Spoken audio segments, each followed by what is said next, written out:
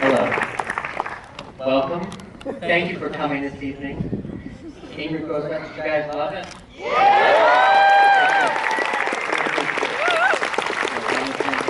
How long have you owned the Arclight? Gosh. Well, it was in phases. But I guess 6 to 7 years. Amazing. Thank you. Thank you. But hey, I'm supposed to ask a question. But this is Aubrey. Elizabeth.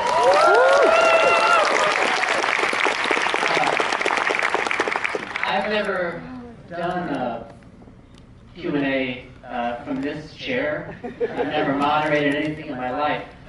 And I'm really nervous about it.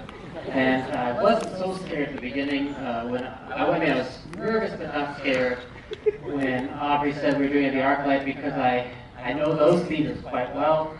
They feel comfortable and intimate. Then found out we were going to be over here. The big one. Yep, it is a lot scarier and much scarier. And so this is actually terrifying. And I can't wait to tell my wife about it.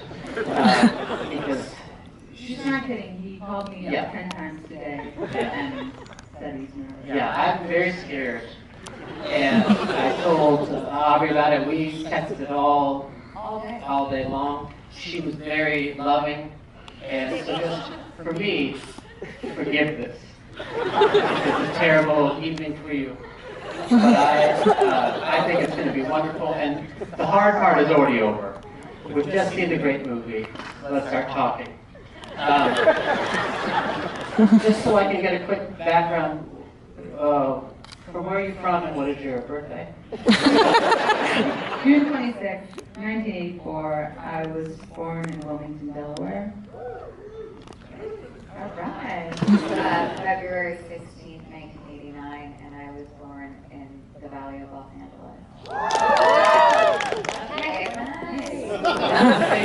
Seeing this movie in this room was really special to see the film that takes place in LA. There's so much Los Angeles stuff. What is your greatest emotional wound joke? Really kills me. The gratitude, you could really feel the laughter in this room. These chairs are so wonderful. Now, Aubrey and Elizabeth have been talking about this movie for a little while now, and they've been asked questions probably all the time, over and over again. I don't want to be that guy, that moderator, who asks you a bunch of more questions. So just to get us going and get us loose, I thought maybe we would switch it tonight and do a little A and Q. And you would do answers, and then I could try to figure out what the question is. Still nervous. Okay. No, don't. I'll go first. It's scary, right? It's so scary. Okay, so who has an answer? It was really small. It was small and felt like kind of like a hamster cage. There was a toilet inside the sofa. But there were adjoining doors. There were adjoining doors. Say hi to each other from the inside. Yeah, it was one of those like slidey things, and sometimes we would watch each other change different clothes. Yeah. And one time I brought a disco ball in there to try to liven things up. Didn't really work, but... Question. What was your trailer like on the... Is that right? Right. Okay. Next answer.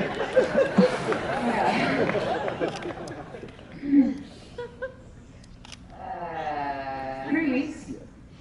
How long was the shoot? It was 3 weeks. How much pre-production did you put down? You can't remember. Okay. The next answer, we'll do 2 more and then I'll start asking questions. I just really love the script so much. And I was so excited about the character and the kind of timeliness of the script. I just felt like, wow, I never really read anything that felt like right now, what's happening right now. And it just felt really specific and unique to me. What originally attracted you to the movie? We'll stop right there with those. Okay, kind of weird. But it's true for both of you. When you work, not just on this, what I've heard about you with this film, you came on board as a producer quite early. This is a question for both of you. You read it and you said, "I love this." How instant is that feeling for you? Do you know it is? Do you know it right away, or you have to, are decisions easy for you, or when it comes to work? I'll go first. Great. Okay. I tend to know really fast. Like sometimes I actually have to stop myself from getting too excited. I'll read something, and if I like it after like the 20th page, I'll just get really like anxious about it because I'm like, oh god, like I have to do this. I want to do like I haven't even finished it yet, and then I like freak out and just off spiral and basically like go through the entire journey of like not being able, not even getting it or something. Like I just like I get really fast is my answer. I know, but it depends on what it is. Sometimes I know right away, and sometimes I'll have to kind of think about it and let it percolate. With this project, I read it. I somehow got my hands on it really, really fast. Spicer, not Spicer, the writer-director, I kind of knew him a little bit, and I got the script in the way that I get any script, but because I kind of knew him, I got to him really fast, and I just knew right away. I was just so blown away by the script.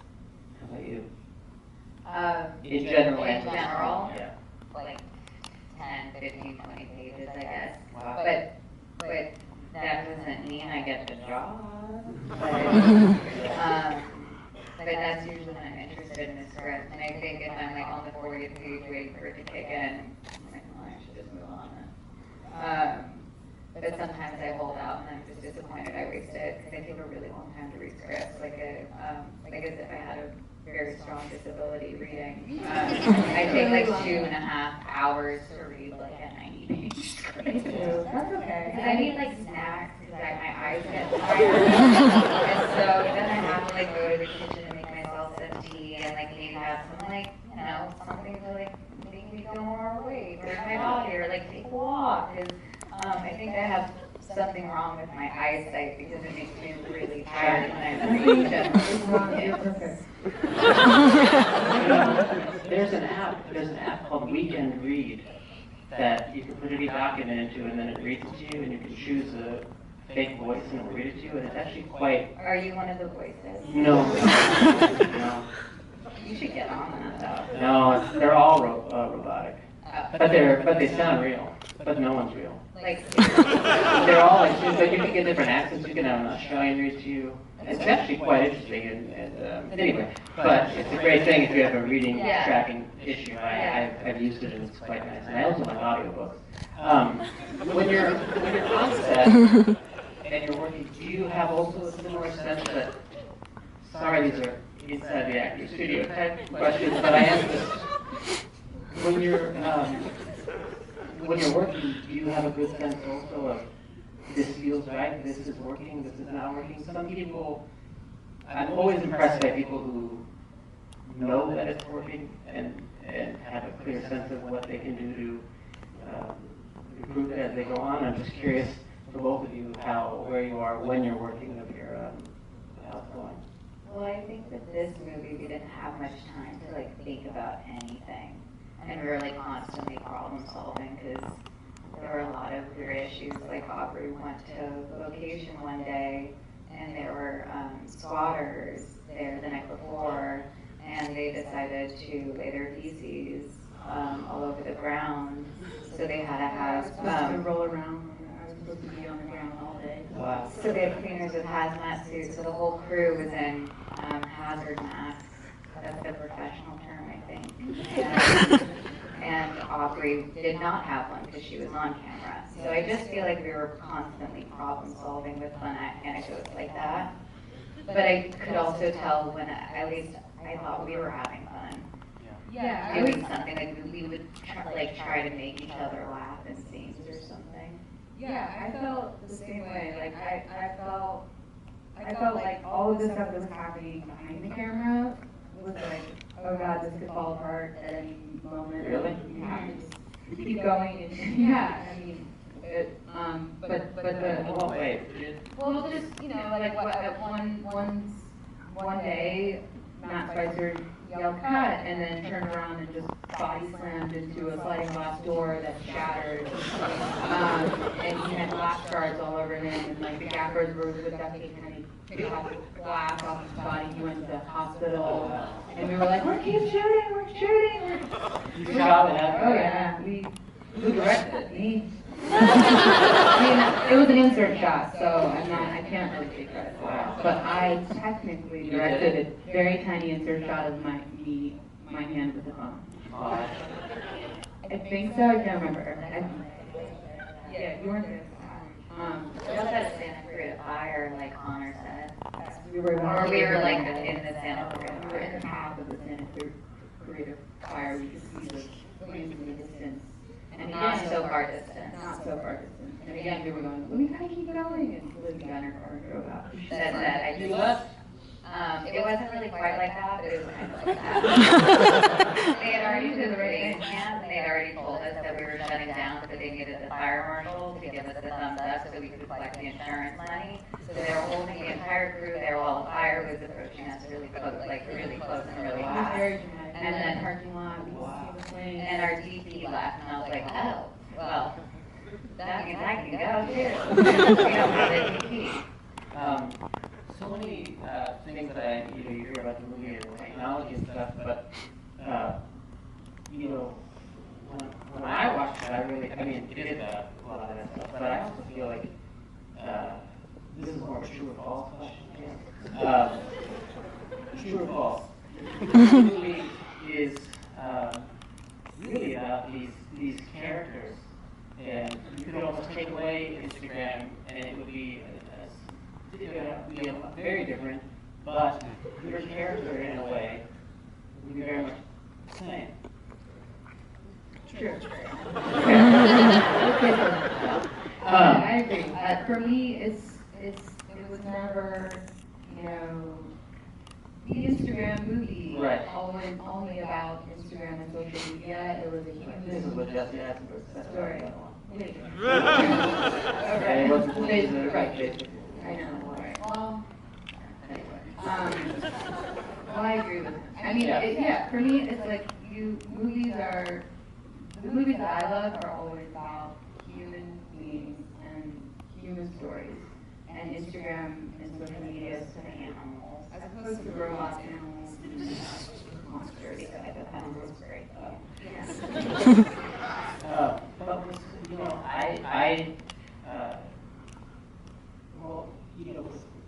Instagram, I remember when I was a kid, I was watching this documentary about Nirvana, and Nirvana? Is that what I said, Nirvana? Like Chekhov, you're talking about. Wow, no, this is I'm sorry. But I was watching it, and I was so into it, I watched it like 100 times. My mom walked around and said, what do you, I said, Mom, this is so great. She said, oh, why are you always worshiping? And I said, well, but it's Nirvana, it's so great. And she said, everything looks great when it's edited. And everyone's life doesn't look boring when it's cut together into a movie. And in a way, Instagram and these things, because they're so curated, you're seeing just highlights, or someone's showing you what they want you to see, and that's like the persona that you are putting out. And but what's interesting is your character, when you guys meet, that's the beginning. Like you actually have a relationship. Like you get to meet the person that you're worshiping in a way, and it continues to go on. Like it's not, you know what I mean? Like you didn't meet her, and it was shattered. You keep going, and much is more awesome. I don't know. No, but I agree. you know what I mean, though? Yeah. I mean, yeah, I don't know. I don't expect you to add anything to this. Great. Get my other questions here. Let's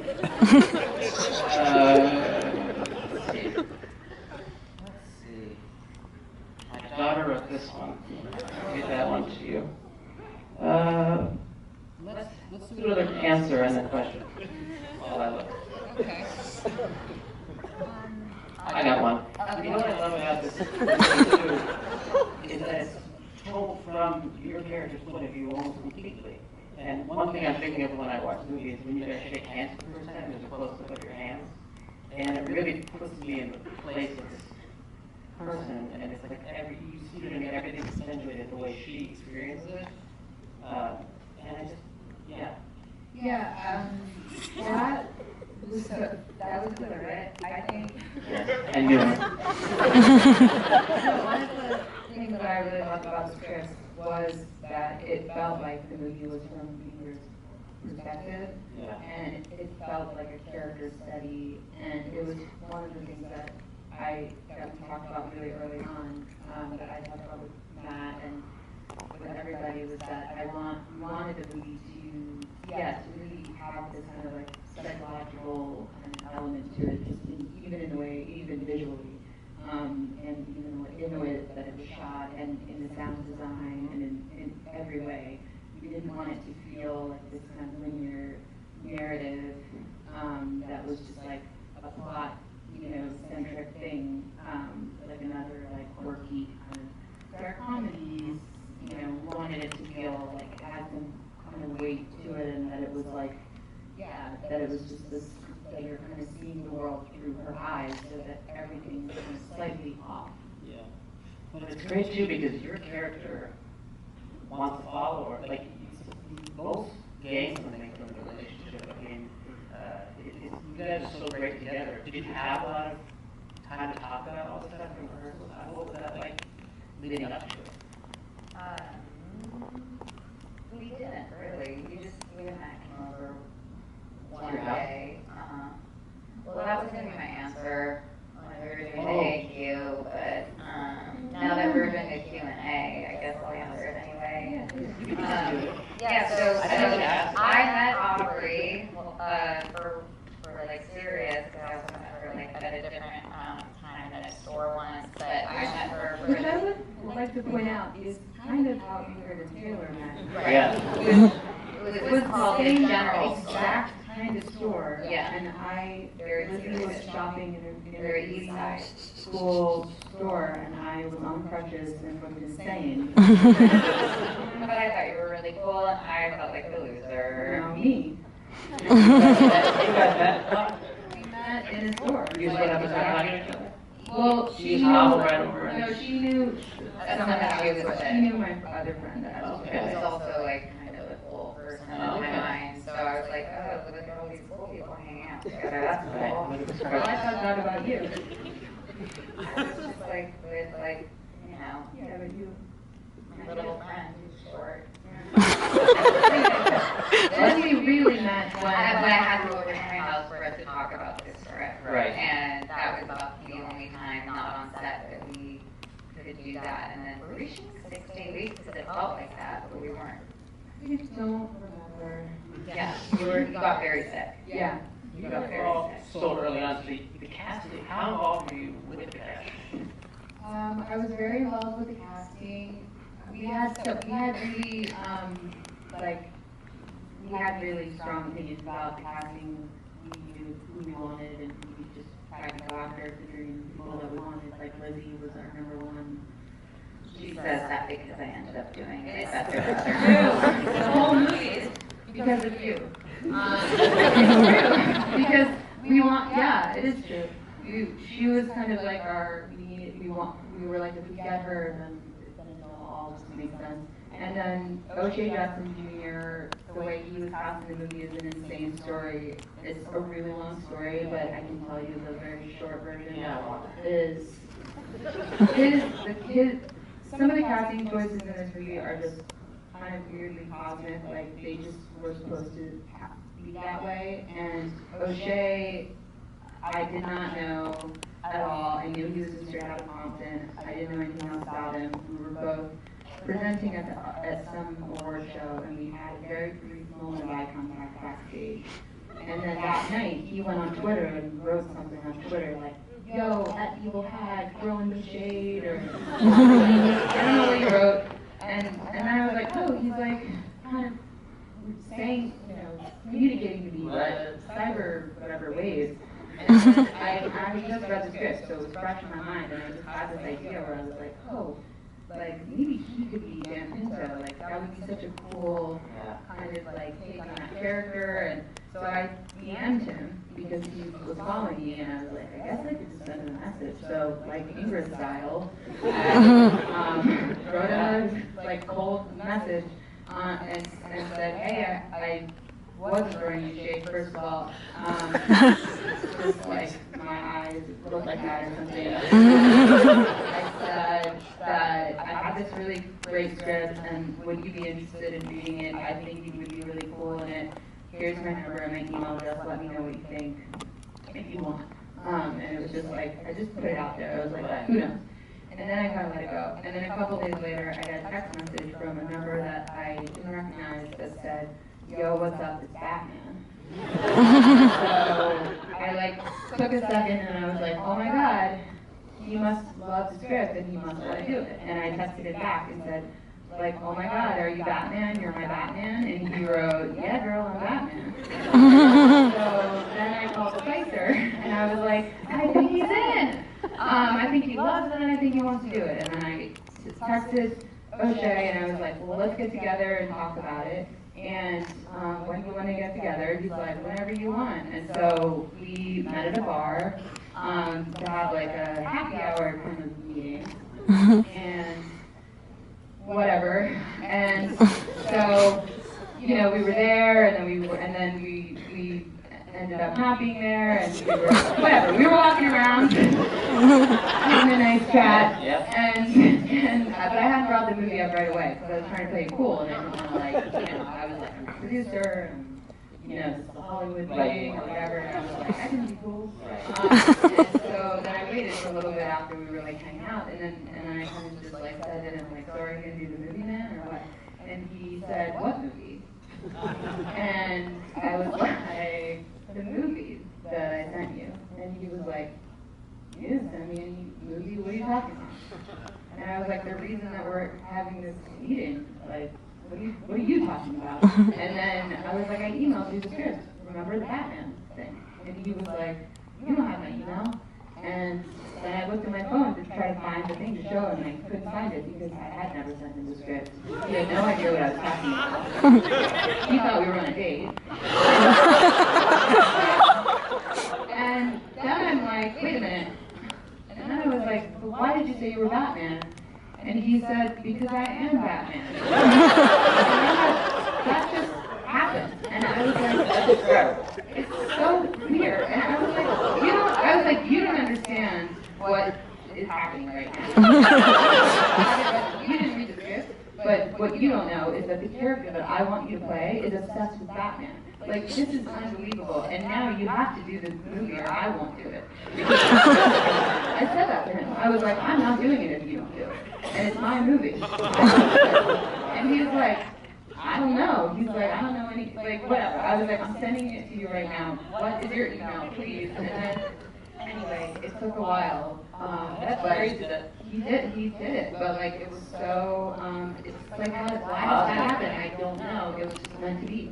And he really is obsessed with Batman in real life. He's a screenplay writer in real life. There was just all these weird connections that just happened. Yeah. Well, we're going to go to the audience and ask one last question. Since doing this movie, or while you were making the movie, did you think about it differently? Did it affect the way that you do it?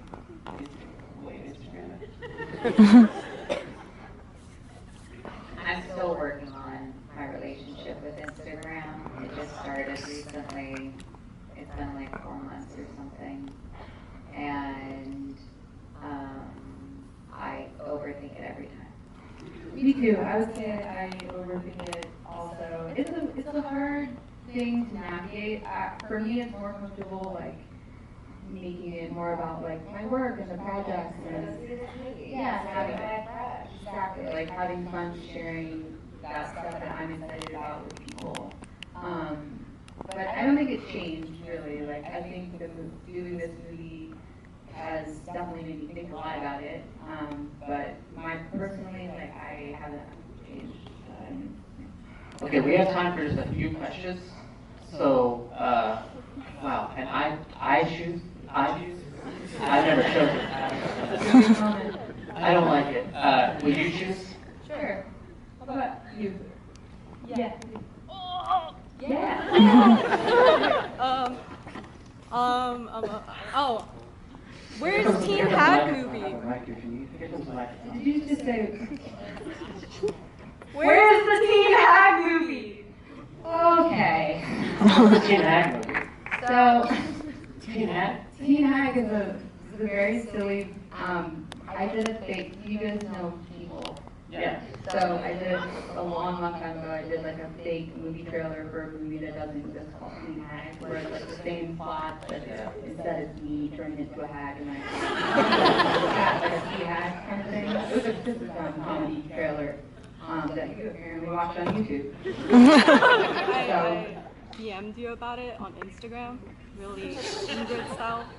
Okay.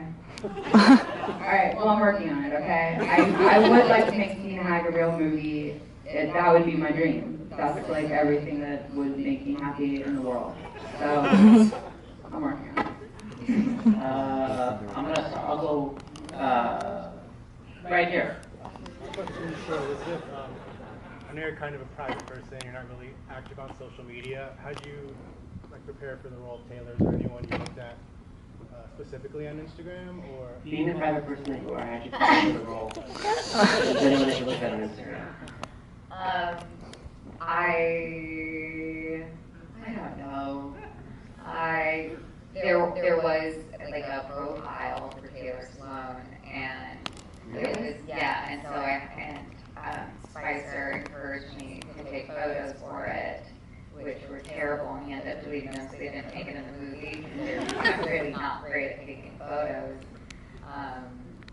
And I followed a bunch of influencers, but I don't think you can create a character from that, really. I think you understand what, like, aesthetically, what that's supposed to look like how bright everything is, and white, and then occasionally leather, and then